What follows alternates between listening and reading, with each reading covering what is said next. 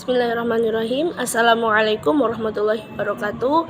Nama saya Rahmadrianti Fitria dengan NIM 1022101113. Di sini saya akan menyampaikan mengenai tokoh kontemporer ekonomi, yaitu ekonomi syariah, yaitu Adi Warman Karim. Di sini saya akan membahas tentang background siapa itu Adi Warman Karim, hasil karyanya, pemikiran tentang ekonomi Islam, dan bagaimana dia cara memakmurkan negara. Yang pertama yaitu tentang background dia. Pertama ada biodata.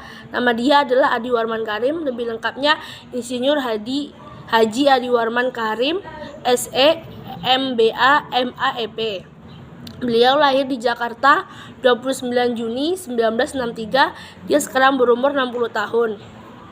Dia memiliki ayah yang bernama Azman Karim, nama ibunya Ida, dan dia memiliki istri yaitu namanya Rustika Tamrin.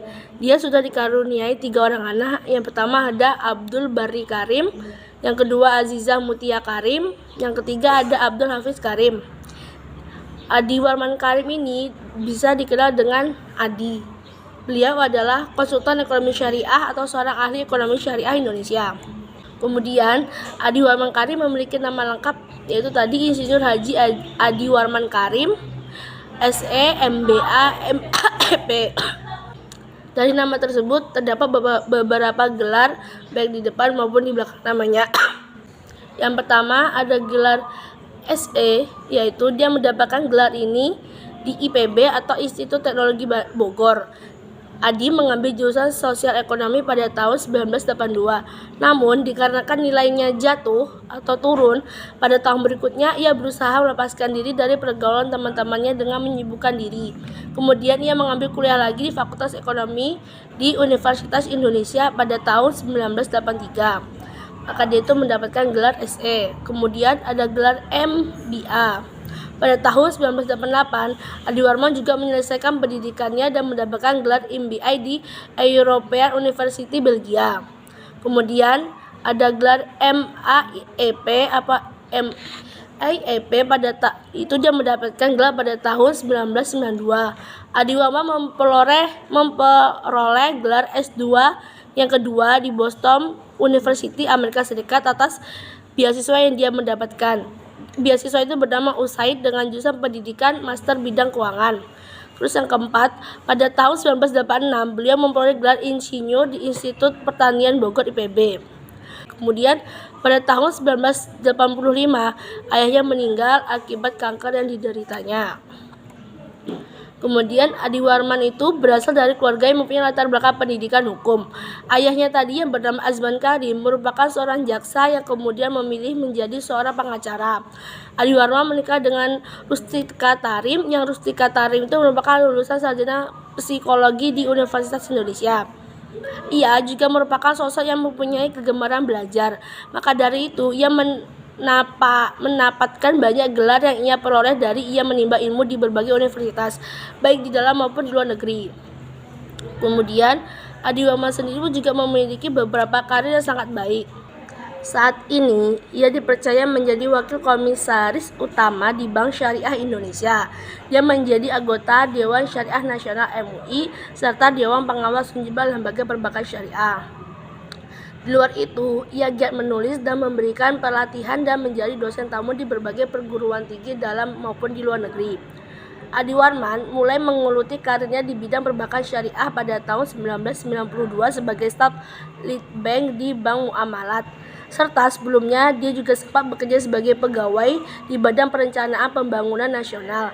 Pada tahun 1998, ia memimpin Bank Muamalat cabang Bandung dan merangkat naik menjadi wakil direktur utama Muamalat Institute sampai ia memutuskan mengundurkan diri pada tahun 2001. Pada tahun 1999, ia bersama kurang lebih 45 tokoh dan cendekiawan Muslim Indonesia mendirikan The International Institute of Islamic Thought atau IIIT Indonesia. Pada tahun 2021, ia mendirikan perusahaan konsultan bisnis syariah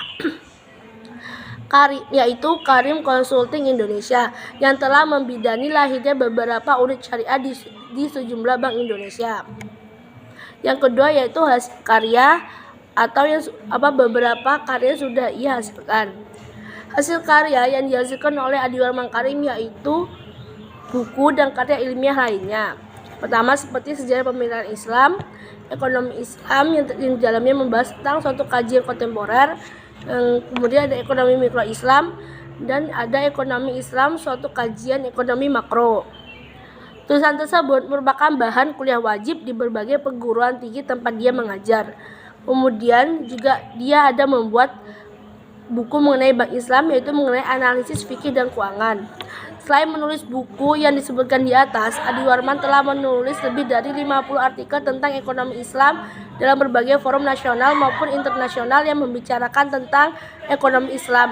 Di antaranya yaitu artikel dan jurnal konferensi ekonomi Islam internasional. Kemudian dia juga memberikan pemikiran tentang ekonomi Islam.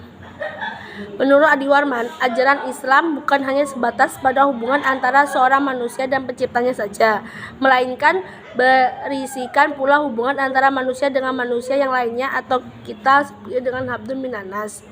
Bahkan mencakup hubungan manusia dengan makhluk hidup lainnya seperti lingkungan.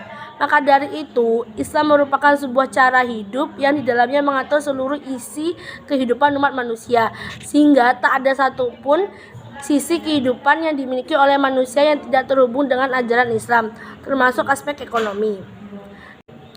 Adi Warman menyatakan bahwa masalah ekonomi atau perbankan ini masuk ke dalam bab muamalah, tetapi tentunya Rasulullah tidak menjelaskan secara rinci aturan-aturan mengenai masalah ini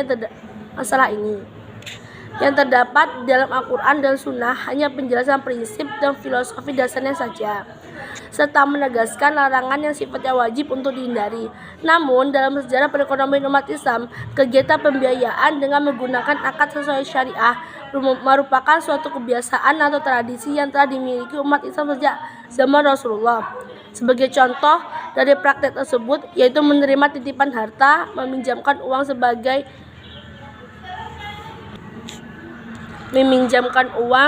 sebagai keperluan konsumtif, serta melakukan pengiriman uang. Oleh karena itu, kegunaan yang dimiliki perbankan modern seperti penyaluran dana, menerima deposit, dan melakukan pengiriman dana telah menjadi suatu aktivitas yang tidak terlepas dari kehidupan umat Islam. Kemudian terakhir ada bagaimana cara Adi untuk memampukan negara. Adi sempat memberikan beberapa pemikiran tentang bagaimana cara memajukan negara Indonesia dengan cara pemikirannya. Di antaranya itu terutama ada kebijakan moneter, yaitu dan kebijakan moneter ini Adi Warman mengacu kepada kebijakan yang telah dilakukan oleh Rasulullah dan Khulafaur Rasyidin yang dilaksanakan tanpa bunga sama sekali. Ekonomi pada masa Rasulullah dan Khulafaur Rasyidin bukan perekonomian yang terbelakang dan hanya mengenal dengan sistem barter, tetapi perekonomiannya sudah maju. Kemudian faktor untuk mendorong perputaran uang ini adalah dengan melakukan qard atau pinjaman dan kerjasama bisnis yang berbentuk syirkah atau mudharabah. Kelebihan likuiditas tidak boleh ditimbun atau dipinjamkan dengan bunga. Yang kedua ada menciptakan persaingan monopoli yang sehat. Dalam ekonomi Islam, orang yang memonopoli menentukan harga pada saat biaya marginal sama dengan mendapatkan marginal atau permintaan dan penawaran yang sama. Tapi karena tidak adanya entry barriers, pedagang lain dapat masuk ke pasar sehingga terdapat banyak pedagang sehingga terjadi competitive market.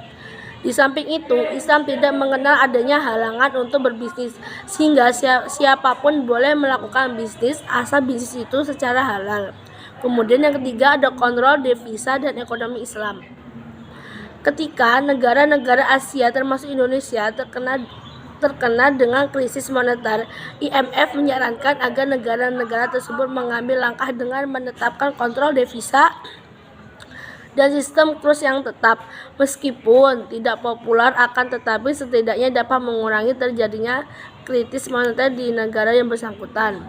Berikut adalah bagaimana cara Adi memberikan masukan mengenai cara memajukan suatu negara. Sekian, terima kasih. Wassalamualaikum warahmatullahi wabarakatuh.